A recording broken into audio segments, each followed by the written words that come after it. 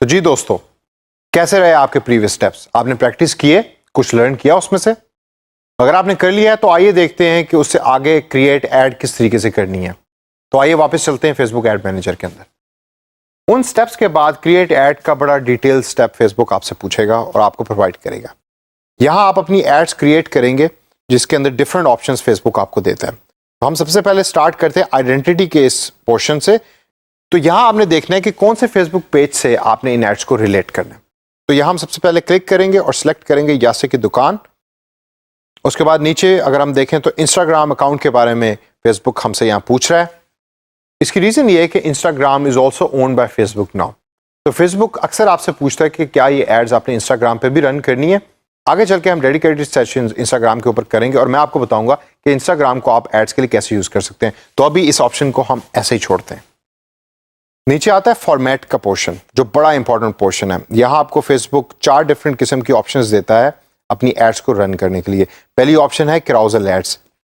Carousel ads वो ads होती हैं जिसमें 3-4 डिफरेंट किस्म की एड्स या 3-4 एड्स एक ही जगह पे अपीयर हो रही होती हैं और आप एरो की मदद से स्क्रॉल राइट और स्क्रॉल लेफ्ट कर रहे होते हैं।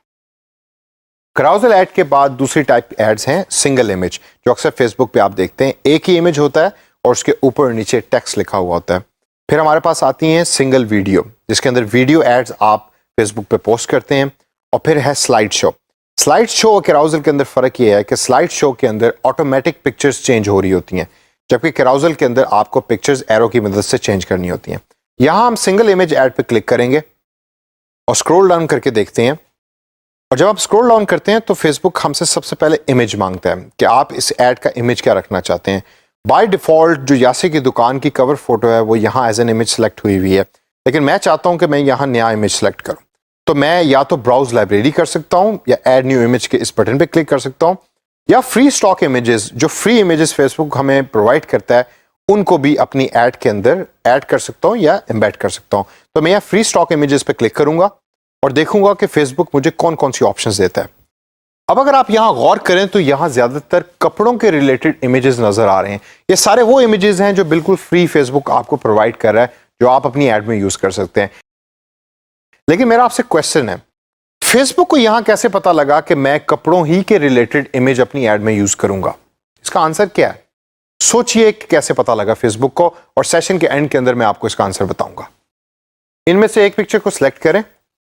पिक्चर को सिलेक्ट करने के बाद कंफर्म के इस नीले बटन पे क्लिक कीजिए और ये पिक्चर यहां अपीयर हो जाएगी। यहां एक चीज याद रखिए कि जो पहले कवर फोटो एडिट है उसको डिलीट करना मत भूलिए। जब आप इसको डिलीट करेंगे तो सिर्फ अब एक ही पिक्चर अपीयर होगी जो आपने अभी रिसेंटली सेलेक्ट की है। नीचे स्क्रॉल डाउन करें और स्क्रॉल डाउन के अंदर राइट साइड के ऊपर आपके सामने एड प्रीव्यू आ रहा है, जिसमें by default mobile phone news feed, यानी कि मोबाइल पे जो लोग सर्च फेसबुक पे कर रहे होंगे उनके सामने ऐड कैसे अपीयर होगी वो नजर आ रही है। आप इसको चेंज भी कर सकते हैं, लेकिन हम इसको ऐसे ही छोड़ेंगे अभी फिलहाल। और लेफ्ट साइड के ऊपर टेक्स्ट नजर आ रहा है, आप यहाँ ऐड के ऊपर जो अपीयर होता है टेक्स्ट, उसको चेंज कर सकते हैं। करंटली यहाँ वॉचिंग PSL लिखा हुआ है, इसको हम चेंज करेंगे और हम लिखेंगे सेल 25% और enter. Bye now.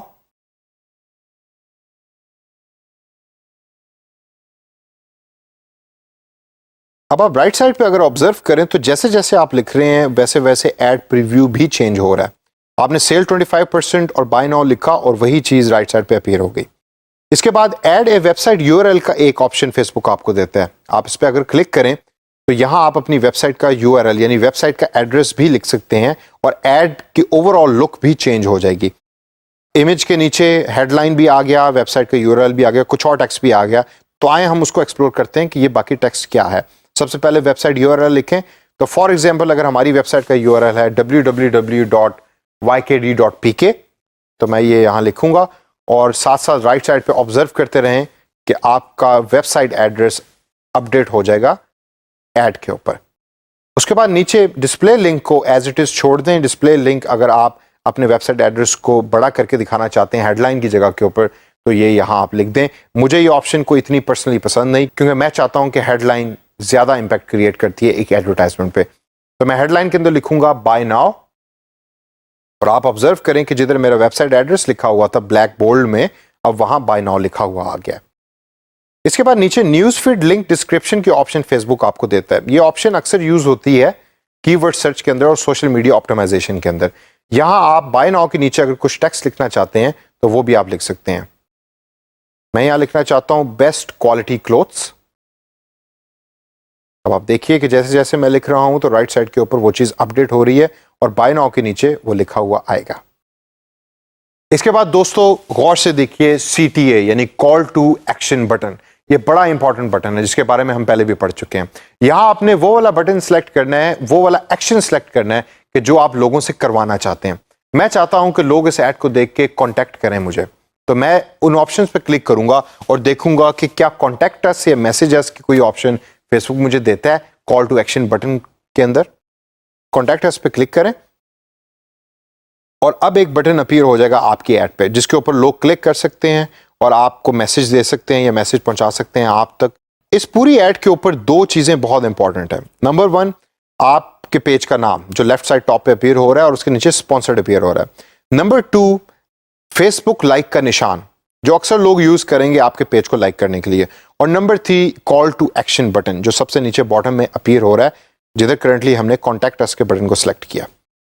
In details को एंटर करने के बाद कंफर्म के इस हरे बटन के ऊपर क्लिक कीजिए। अब फेसबुक ने वो सारी इंफॉर्मेशन सेव कर ली है और अब यहां आपसे आपकी पेमेंट डिटेल्स मांग रहा है।